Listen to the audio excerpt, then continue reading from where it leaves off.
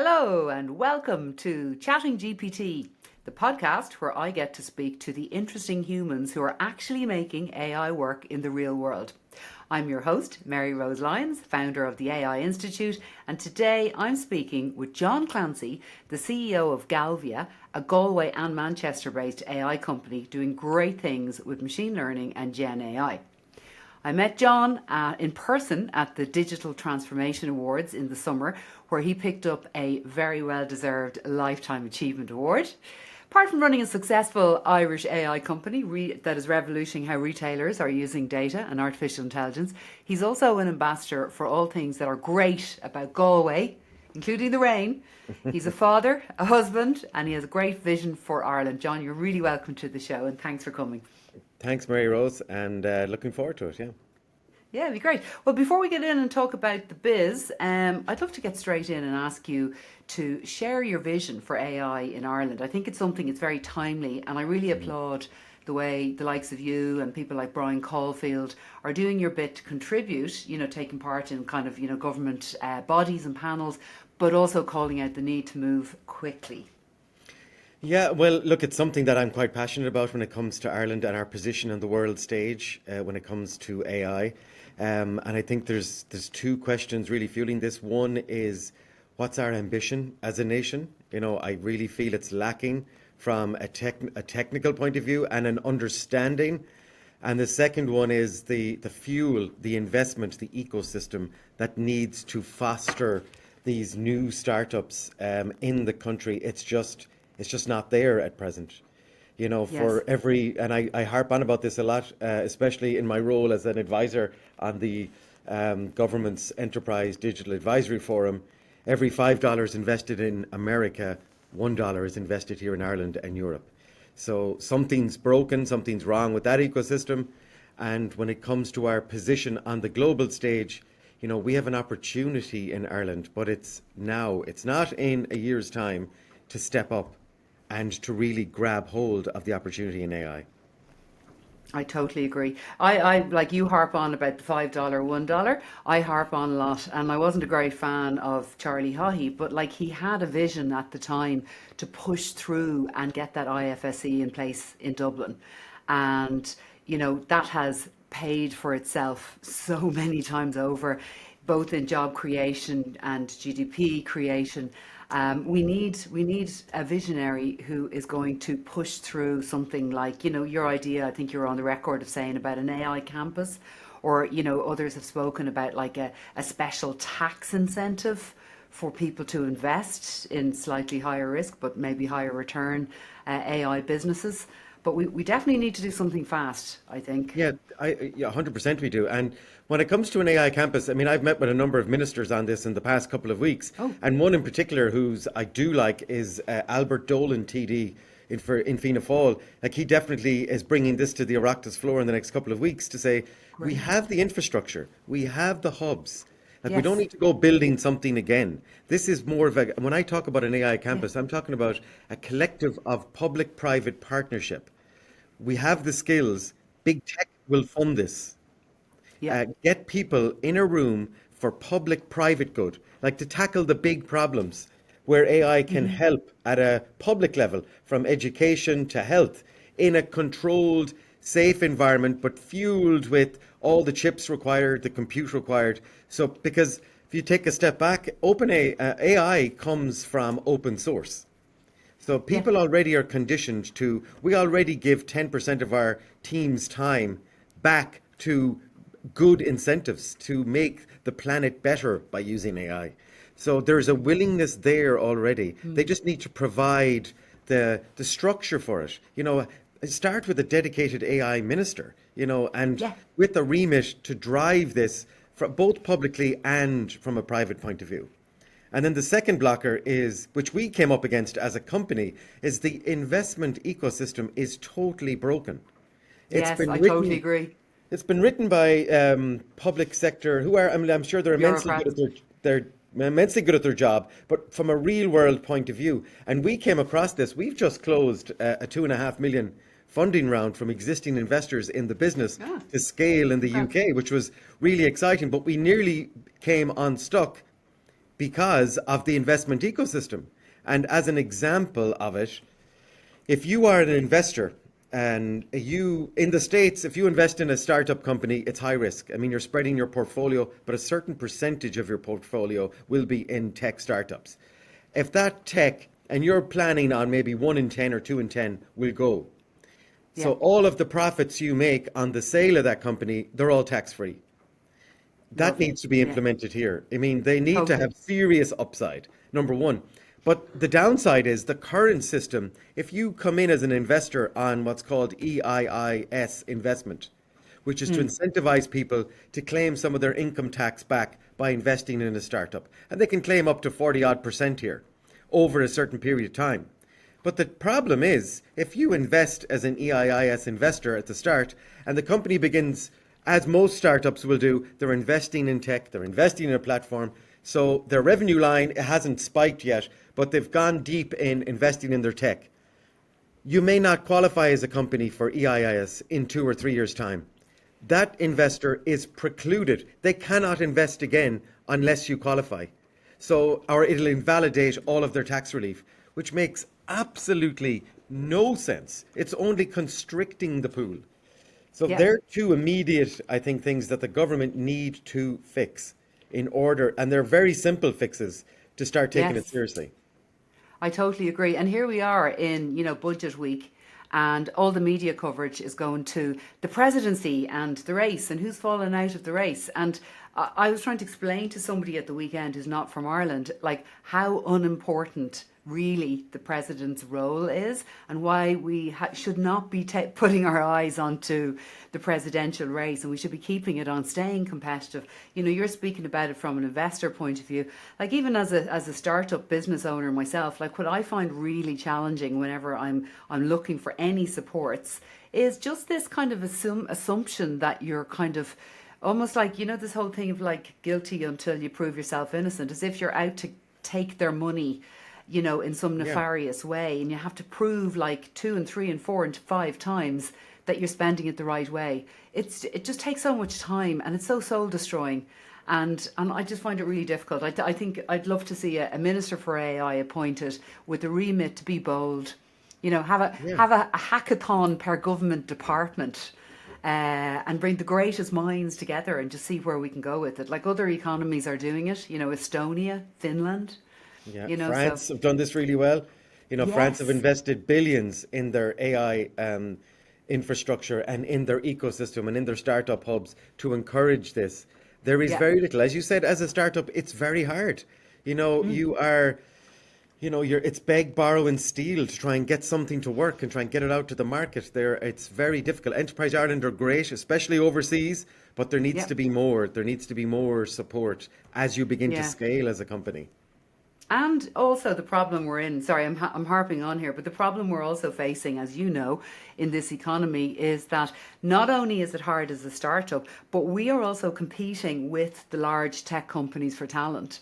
So you take someone on, you nurture them, they're with you maybe a year or two, and if they're kind of young and hungry in their career, there might be likely to be kind of moving on to the likes of a Google or a Meta or a LinkedIn or an Amazon or any of the big tech companies. Very hard to match them on salary.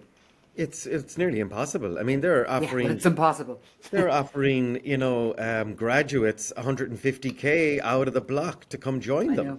I know. It's bananas because they don't want the other big tech to get them. They're just getting them, putting them in a room, work on this problem. They'll stay very narrow. Whereas if in a startup, at least they're going to be working on many things. They'll get a Yes. breadth of experience. And what we do, we've had a number of interns come in and out here. We said, look, stay with us for a year or two and then move on. And some of them have actually come back. But it's Great. hard to convince them that you're going to get a breadth of experience here. You'll be siloed if you go work for a big tech working on one narrow problem rather than Absolutely. a broader look at what's happening. Yeah, absolutely. So come here, moving on from this is not a moan fest, but I think they're very valid points that you made. I'm very glad that you've made them. Just actually, incidentally, just this week, Dr. Lolly Mancy, who is a great friend of the podcast, she was our very first guest actually on the podcast when we Great. started a year ago. I know she was presenting some ideas about a national AI literacy program for Ireland that was being presented to the Oireachtas just this week. So I think the more like people like yourself and Lolly and people like Brian Caulfield and so on, like use their positions to call it out, maybe something will happen. Yeah. Speaking of stuff that's happening, you've had an amazing year so far with Galvia. Like Yeah. obviously you've been not just this year, but you've really expanded into the UK market. You've got an office in Manchester. Tell me about how that's going for you, and what it's like doing business in Manchester versus in Galway. Well, I'd have to say Manchester as a city is very proactive on inward investment. Great. They have a number of, government bodies like Midas, Pro Manchester, Manchester Digital, the Chamber, that really encourage and incentivize, especially AI companies, to come to Manchester, set up an office. They have many incentives from grants, because we're looking at putting an R&D hub out of Manchester for Wow. some of the work, because they have Yeah. 100,000 students in Manchester. They have 60,000 of those are in tech. So they have a wealth of students that are coming through graduate programs that are very keen to learn. And there's more businesses in Greater Manchester than the whole of Ireland alone. So for us as a hub, as a serviced place to get in and out of, we helicoptered in and out, myself and our business development executive for the UK, until we found a couple of people. So we hired our first two people that are full time based out of Manchester in the past couple of weeks, because we've started Great. to sign clients in Manchester, which we're really excited about. And it's, our focus is retail, medium-sized retailers that are big enough to have data, not big enough to have a dedicated AI division, and that want to know, tell me what's going to happen in 3 months. What's happening right now across my business. Because a lot of these companies have grown organically, very successful, but might have 10 to 20 systems that underpin their business. And it's very hard for them to get a view of what is actually happening across my business. What is the connected thinking between what's going to happen from a sales point of view, what's in the warehouse? Should I be worried about lead times? Because typically one is disjointed from the other. And, off sales is a big thing. People walking into a retail store and asking for something and it's not on the shelf because there's a lead time of 6 months on that product. They didn't predict that it was going to Right. sell as fast as it was. So you need some level of understanding and predictability around your business. So your platform works by kind of sitting on top of the existing legacy systems that retailers have, and then you kind of bring it all together into a kind of a lovely unstructured space. Am I right in saying that? Yeah, Or? it is. I mean, for Yeah, retailers, keep using the systems you're using. We don't replace yeah, anything. We're like the yeah. AI plumbing. So we will take a feed, like a handshake. It's like a technical handshake from systems every night, and it will Yeah. feed. We create what's called a machine learning model for our clients, and it's fed by their data. It sits within the four walls of their system, so no data ever leaves their system. But it's a Right. model. It's like a mini chat GPT trained on your data. So you can go in, you'll get a one view of what's happening in your business year on year across your KPIs, whether that's sales, average order value, number of customer transactions, both online and in store. And then we start layering in other bits of intelligence. We start predicting where you're going to be in 3 months, 6 months, because we've been doing That's this the exciting piece. Yeah. it is, and we've been doing this for the past 7 years for global enterprise. So we just Yeah. saw a gap in the market for medium-sized retailers, and there's 8,500 of them in the UK that Wow. have between 5 and 20 stores, that have around 100 to 300 of a staff, that have need to understand in more depth what is happening right now, what should I be doing to drive efficiency in the business to help my team. Instead of looking at spreadsheets, can they be freed up looking at more revenue generating ideas across the business? Because what I'm thinking, John, when you were saying there about the kind of, the retailers that you're working with, I'm thinking there's probably many in that space, like in the medium sized space, who maybe have survived and profited by their location because of where they have been physically located, the old kind of location. Yes. They probably have a lot of data, but now in order to really like guarantee their place in the future, they need to be using the data in a more wiser way than just being on top of trading data. Yeah, and they're like very simple, practical examples. One of our clients is one of the largest outdoor living companies in Manchester, and like their challenge was they made their store, which is on a 10-acre site, a destination. You know, they have five restaurants, 1,000 capacity for just the restaurants and cafes alone. Wow. And Yeah. in one of them, they within their under one roof, they have a pet food store, but a pet food cafe. And Cool.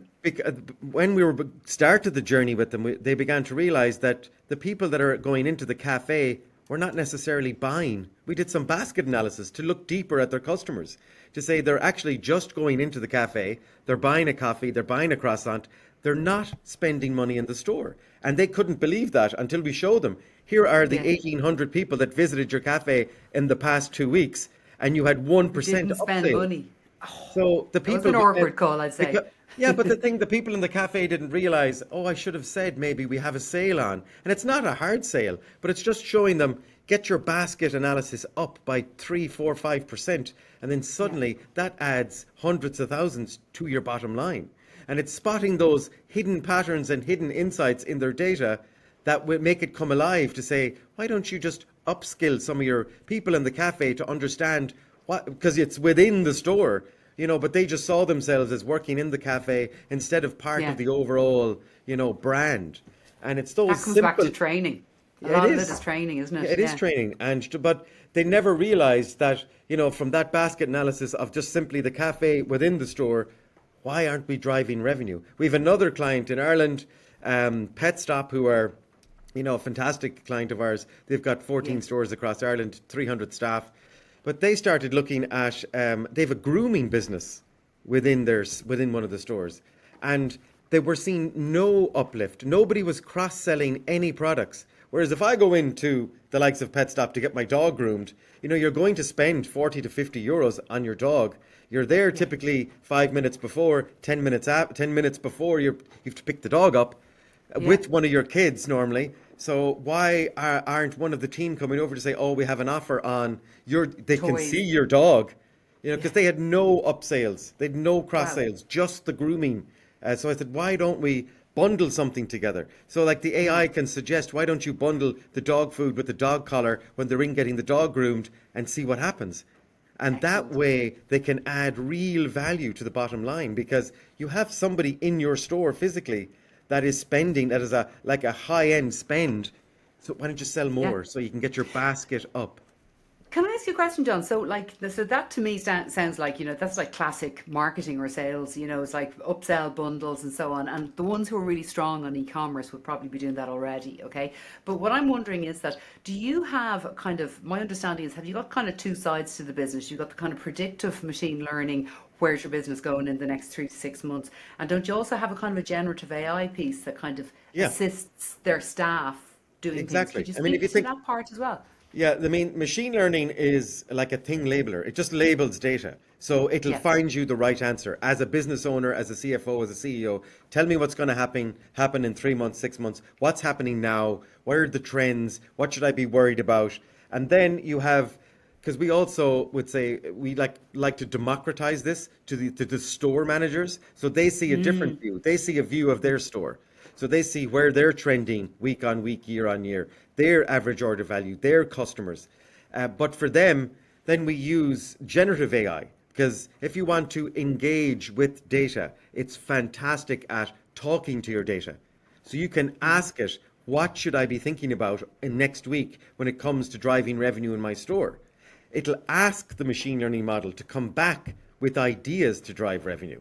And and then the beauty about having that Those window. ideas, excuse me, are those ideas based on the data from what's there, or is it going out into the generative AI world of Well, trained it's material? it's it's twofold. One, it'll be on what's worked in the past, and one Mm. will also be because our models look at, we've plugged into all the other pet food or all the other retailers to see what are they doing online, what's trending on Shopify, because we have a picture now of a number of retailers to see what are they doing that could maybe translate into your business.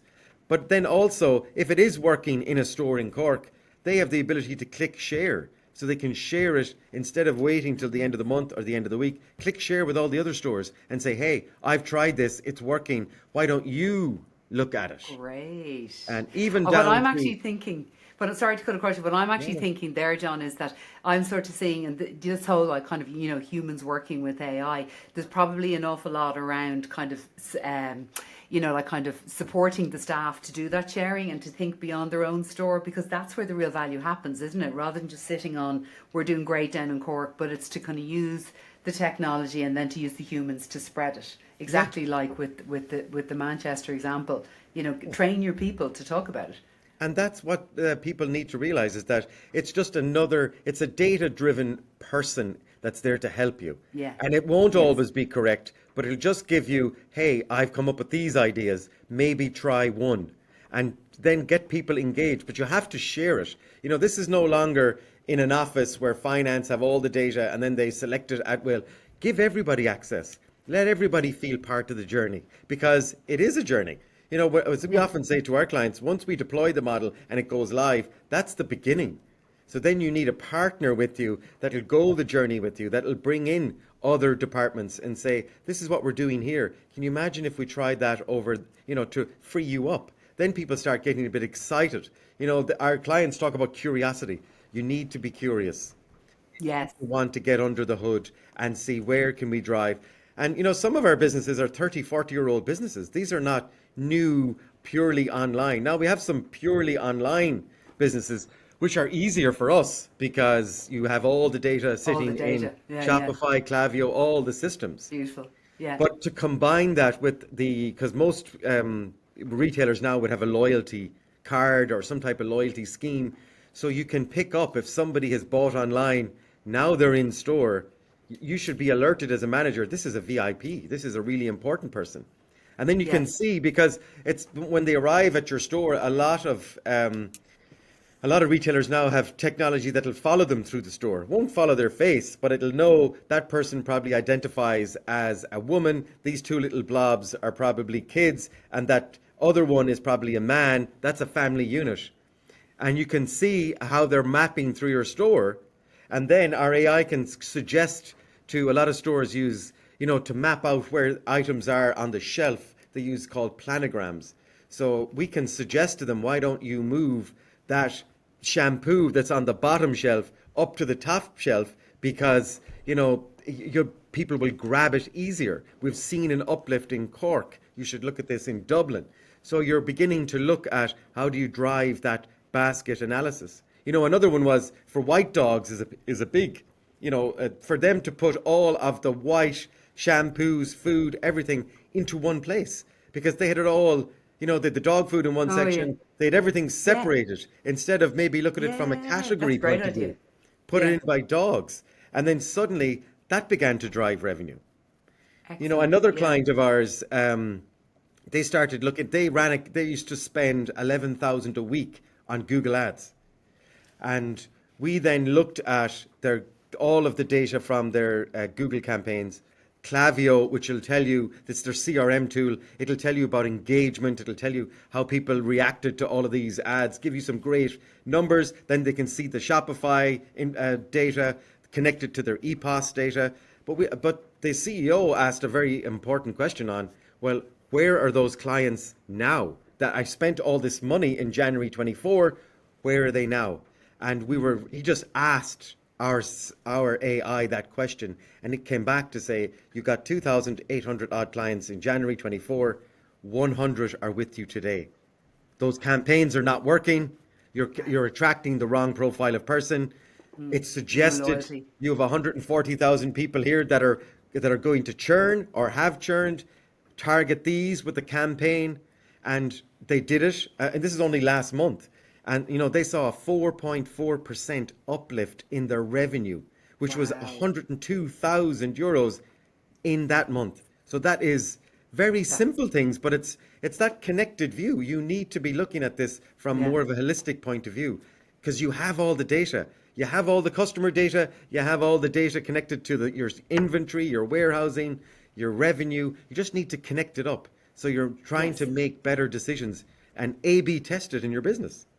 Yeah, I think if any retailer is listening, I'd say they're pretty much whimpering with excitement, John, listening to you at this point. If Yeah, they have the data, Galvia is the solution that can bring it all together and give them coherent answers. And then I really like what you were saying around the whole idea of, developing a kind of a curiosity amongst the people and the staff, bringing everyone along on the journey. That's what we're very much about as well. Is that idea that within any business, any sector, instead of just imposing an AI solution in from the top, that all the people are involved with it and everyone has a certain base level of AI literacy, of expectation of what it can do and what it can't do. And then when everyone's on the bus, then you can start flying off into the future. yeah, and bring them in. Bring them Get them along. interacting with it. Get Yeah. them using it. Yeah. I gave a talk to a very large medical device company here in Galway. It was 1,000 people turned up, and I just ran a poll like, "What are you using AI for?" And 92% was to Write emails emails.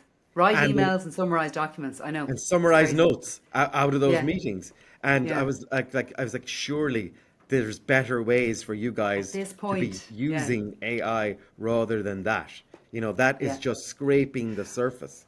Well, that's one of the things actually we make a point of doing, say, in our core skills course and in a lot of the kind of customized programs. So what people want is, oh, I want to get better at doing prompts. And it's like, no, actually what you want is you want to be able to safely use your data and draw insights from it and come back and, make some really interesting business decisions based on that.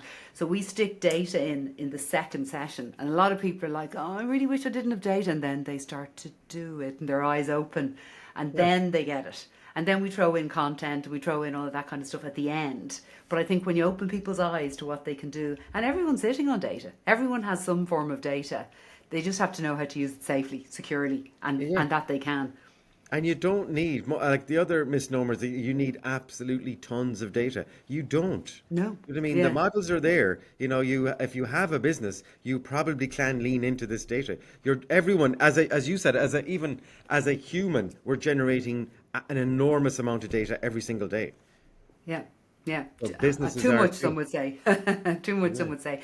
Well, listen, John, this has been really interesting. I'm really glad you came on and gave us a really good insight into what you're doing with Galvia. I think it's really exciting. I think you're going to have a whole host of retailers, medium-sized, UK and Ireland and Europe, who want to actually get some insights from their data. Just get in touch with you, John, at galvia.ai, isn't it? Yeah, that's exactly it. Yeah, you can check us Fantastic. out. Yeah, Gavi. And thank you for the work that you're doing, both to support the startup community in Galway and also calling out what needs to be done in Ireland. I really appreciate that. Yeah, great. And you too, Mary Rose. Thanks very much. Thanks for coming Thank on. you. Thanks. Just before we go, guys, one thing I want to mention. If anything today in John's conversation has shifted the way you're thinking about AI and you'd like to hear more about this, you know what you can do? You can hit the subscribe button. Our goal with Chatting GPT is to bring you face to face with leaders like John who are actually implementing AI and supporting businesses to get real results from it. Not just talking at conferences, but actually doing the do. So we have new episodes of Chatting GPT land every fortnight, and if you subscribe, you'll never miss one. So hint, hint, hit that subscribe button now. Thank you very much to you, the listener, for listening.